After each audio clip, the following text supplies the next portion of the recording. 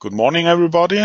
So I first start with a few slides. Don't be worried. I don't will go into too much details. It's just about agenda. First, I talk a little bit about model generation and distribution. Then I'll give you a live demo that will take the most time. 1 page of summary, and then I will answer your question. But in case you have any question in between, don't hesitate to ask. Okay, so model generation. As an input, we can take view file and SVF files. So far, we've tested models up to 6 GB. It works quite well, so no problems up to this size. I don't have the chance to test even bigger files. So if you have bigger files, I would be very happy to test it. We can use our 3D report adapter as an input source because that 3D report adapter is also capable of exporting graphics.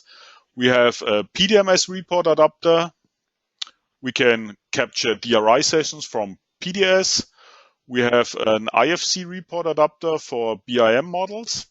And we are currently working on a laser scan adapter that enables to display point clouds in the viewer.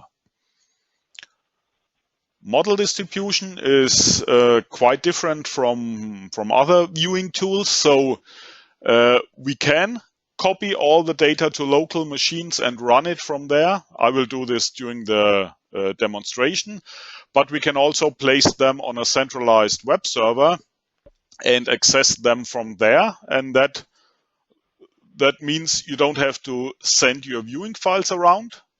If you change your model, it's updated for everybody, so no outdated models are around. If you need, you can enable an offline mode, so you can download the model to your local device in case you have to go on site and there is no web connection available. And in the end, you can control when and by whom the model is used. Because if you stop access to that centralized server for somebody, then he no longer has any access to the model. Okay.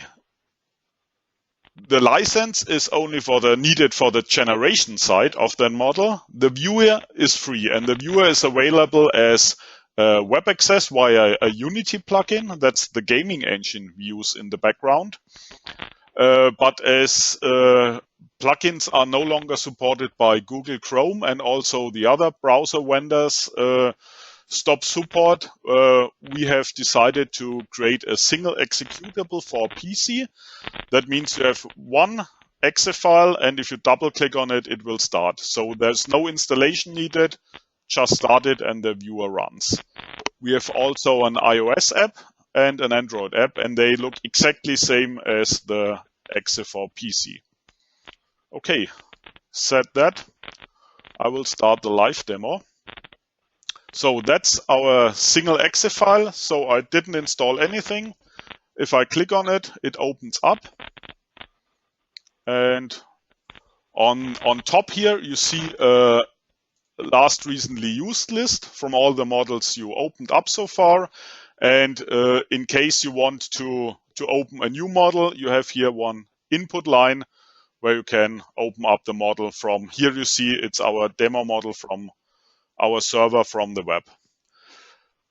On the right side, you see some options, so you can copy that name to the input line, and that's the download button. So in case you are allowed, I can download the model to my local machine so I can take it with me.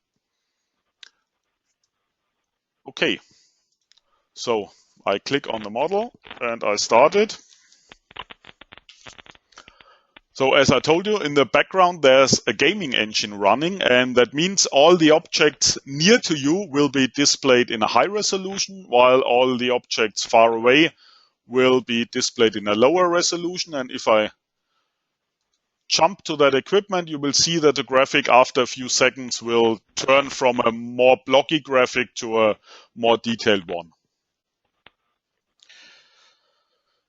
Okay, so on the left side, you see the command bar. On the right side, you see the attributes from the object I've selected.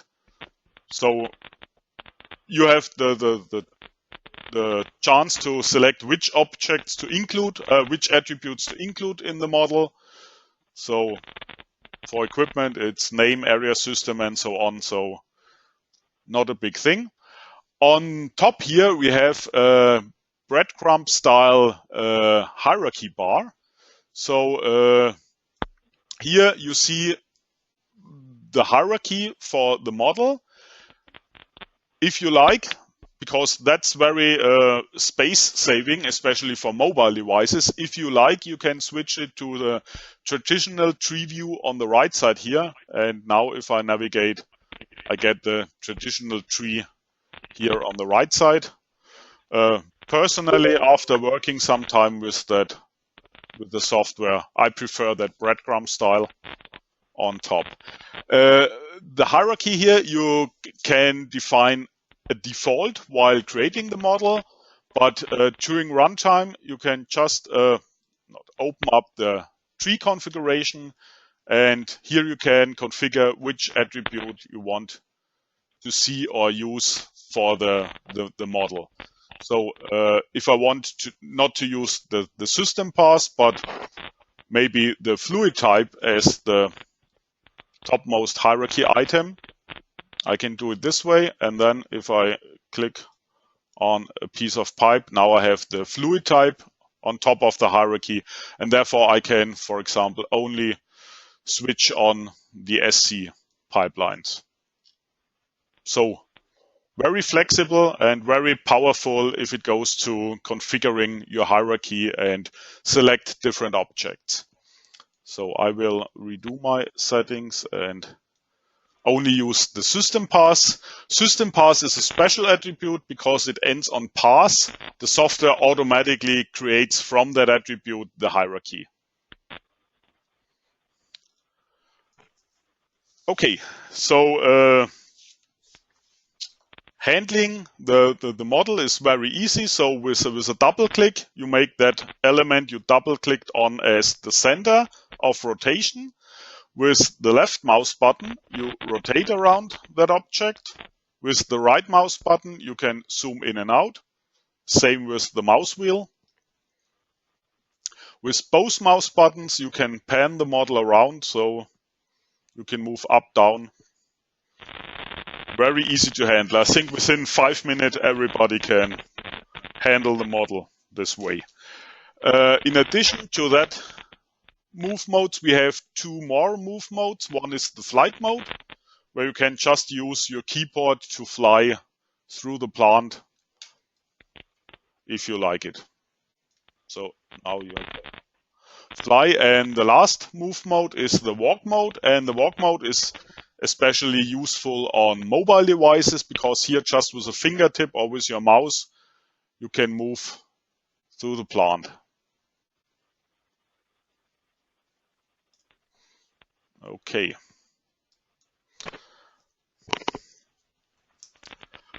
And last thing is if I click on any of the items, like that heat exchanger here, I have a fit button that immediately brings me to the item. So it's useful if I'm going to select another equipment, like this one, I can select it and say fit, and I've been brought to that pump. So without having to search for the pump myself in the model. Okay, so let's zoom out a little bit. So we see the model again.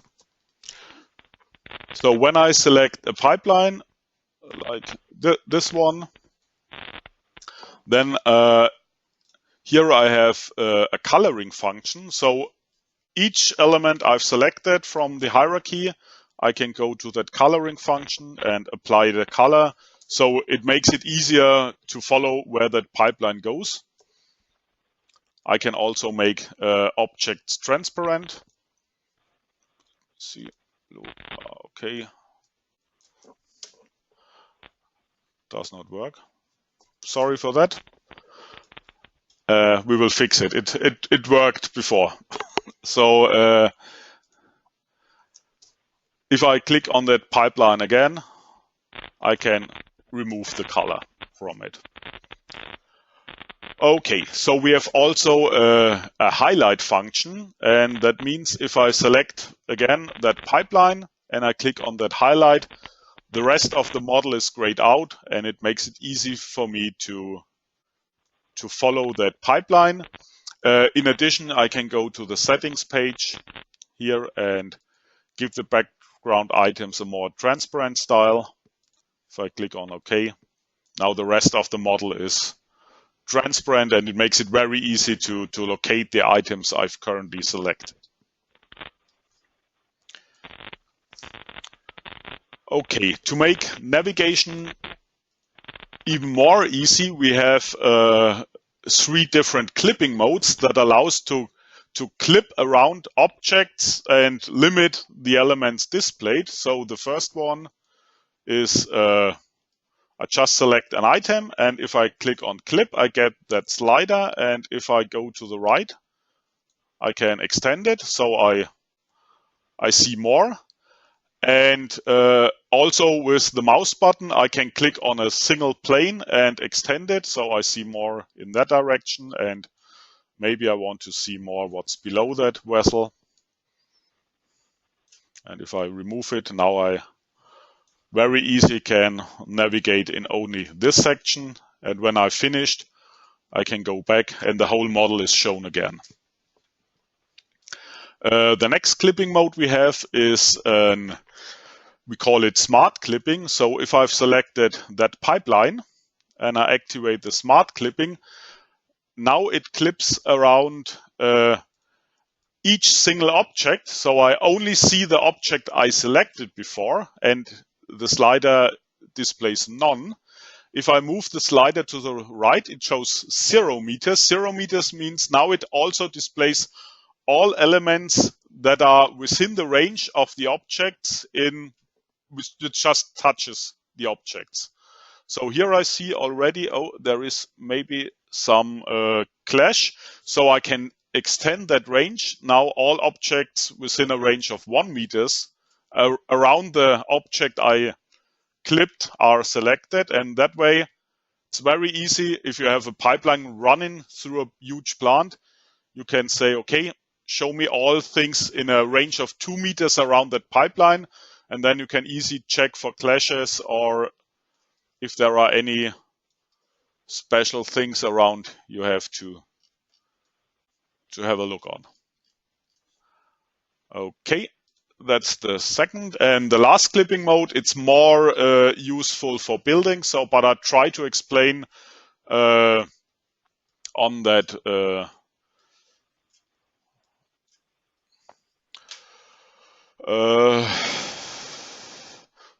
small steelwork here in the middle. So I activate it, and that clips out one section. So it's a negative clipping of a section in front of you. So I can maybe now I'm raised it to the top level of that platform, and if I move it down, hopefully you can see it. I can move it even further down, so below the lower level, and then I can look on the objects from top. Hopefully it's clear. So if you are clipping inside a building, that function is very useful. Okay, we have also a measuring function included, and it simply works by just clicking on 2 surfaces. So click a point here and a point here, and I see the total distance is 2.82 meters. And so the north difference is 0 meters, so it gives you also back the distance in each of the 3 main directions, and also the start and the end point for that measurement. So with a very easy way, you can get your main dimensions and check if a truck fits between 2 columns or not.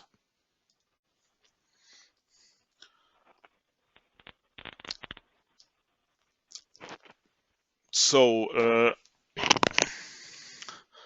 next thing is we have also a search function. So if I search for D100. Now it searches through all the attributes and gives me back the equipment. And if I click on that two buttons here, I can jump through all the elements. So it's an equipment and with 10 nozzles. So therefore here it displays 11 objects found. And I can also activate the unmatched items so I see the rest of the plant.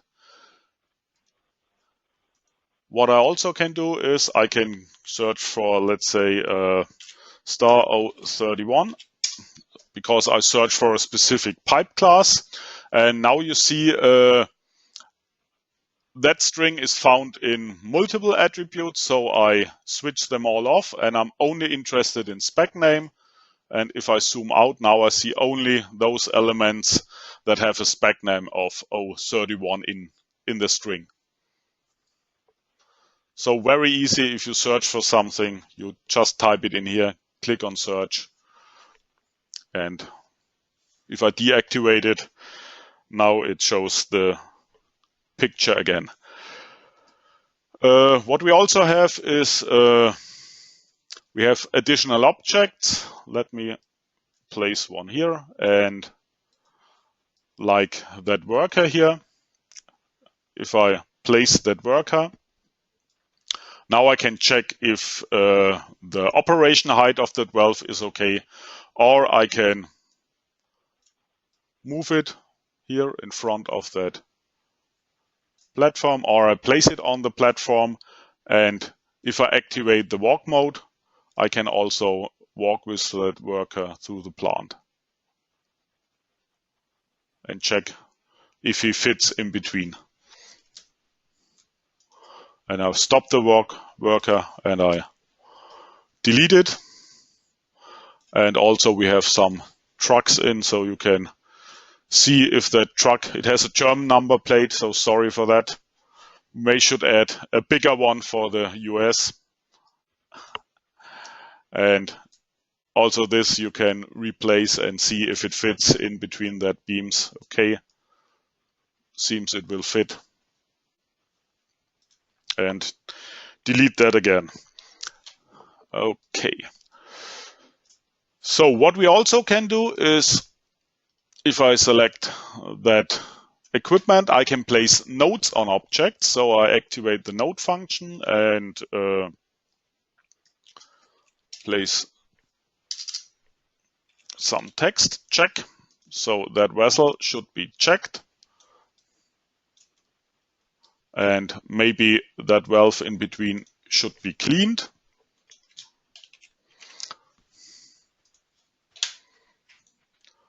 Okay.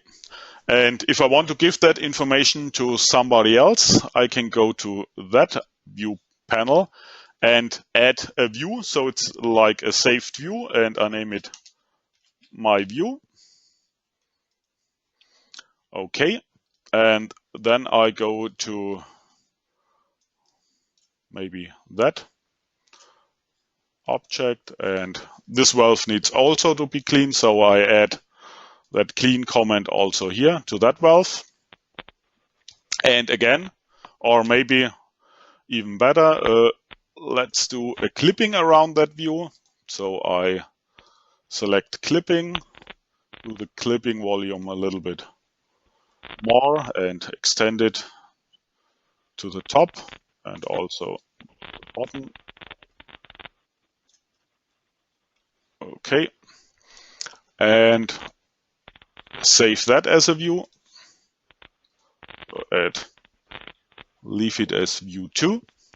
And now if I click on my first view, my view, model goes back to the first position where I've done my commands. If I click on the second view, I can go back to that situation. And if I want to transfer that information to somebody else, I can just go to the file section here and store that file, name it comments, save it. And now you can save, you can go to the D drive. Let me go to the D drive, and you see the comments. It's only 80 kilobytes, so it's very small because it does not contain The model, it only contains your comments and the view settings, and now you can attach this to an email, and if somebody else receives it, he just clicks on load, goes to the section where the comments file is, selects it, and then it's loaded again. And he can go to the view section and select the views you created.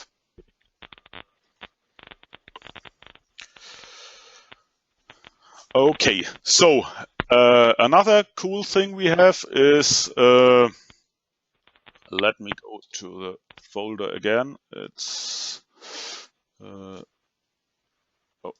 where is it? Demo plant. Here, I've created an Excel sheet with external data. So here it's just construction data for all of the pipelines. So here I have a line list. I have construction data attached, so it's one of 4 states. It's either pipeline is on hold, maybe it's ready for installation, it's waiting for material, or it's already built. And I have created a small macro that creates a color file. And if I load that color file, I can just go to, it's in my user folder, documents, color construction, and I load it, and then the whole plant is colored by the information from that file. So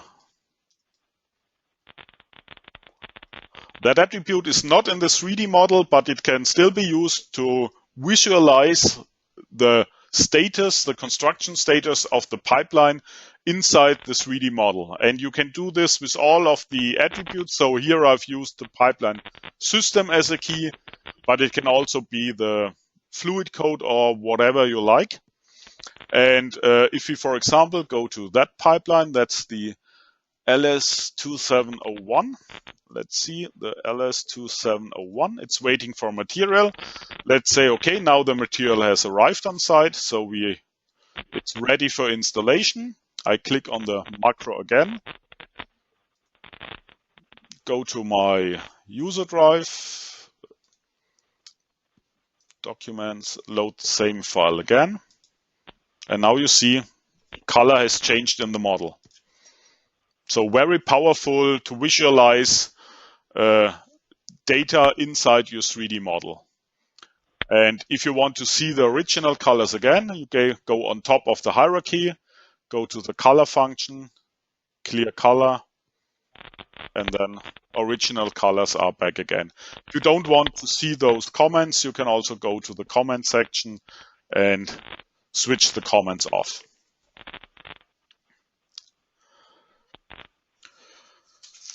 Okay, so we have already been one other function, and that was by request of one of our clients. And that client is constructing modules, and he needs to ship that modules, and therefore he needs to know the center of gravitation. And if I just activate that area, then I can go to the center of gravity function. And now UniversalPlantViewer calculates where the center of gravitation is. And you see 2 values. So you see the center of gravity and approximated center of gravity. And the reason is all the green elements you see here, they have a center of gravity and a weight applied, while the yellow elements, maybe you see it, those wells and elbows here, they only have a weight applied but no center of gravity. So we approximate the center of gravity by the middle of the bounding box, and therefore the result is a little bit different. So if you see, those 2 cones are very little different, and the red objects show you, okay, those items do not have a weight applied at all, so you need to check if those items have a weight in your 3D systems to calculate the correct center of gravity. Okay, if I switch off that functionality and re-enable the whole model, see it again. And now we come to the last point, and that are the isometrics. If you use our 3D report adapter, you can also include the isometric drawings. So if I click on that pipeline, you see here the isometric drawing is shown. And if I click on that ISO, it shows me the 2D representation of the isometric drawing. And if I, for example, click on that valve, because there are hyperlinks in that isometric, if I click on the valve, I directly jump to that valve inside the 3D model, and I can go back and maybe select that reducer, and then I go to the reducer. So I can switch between the isometric drawing and the 3D model. And the same mechanism I can use with external files, like that links file I have here.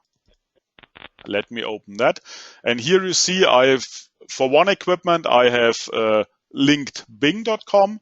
For the piping task, I have linked Google. And for one pipeline, I have linked our own homepage. And if I load that link file, let me go to the demo plant and links, select it.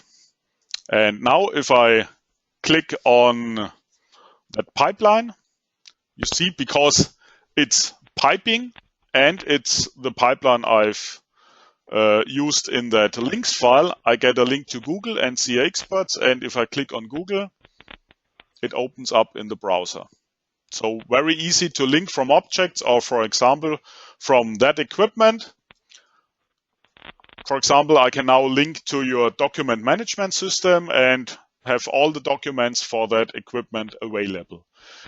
And I can do it also the other way around. So if you want to open up that model from the document management system, I've just here created one batch file. And if I click on that, so let me first open it, edit, you see it goes to an object with the item name of VL20201. And if I click on it, I've already done this, it jumps to that valve. And if you have a look on the item name, you see it's the item I've selected. But you can do this also with equipment names or whatever attribute you have available in your model. So this way you can link from the inside to the model to a web page and vice versa.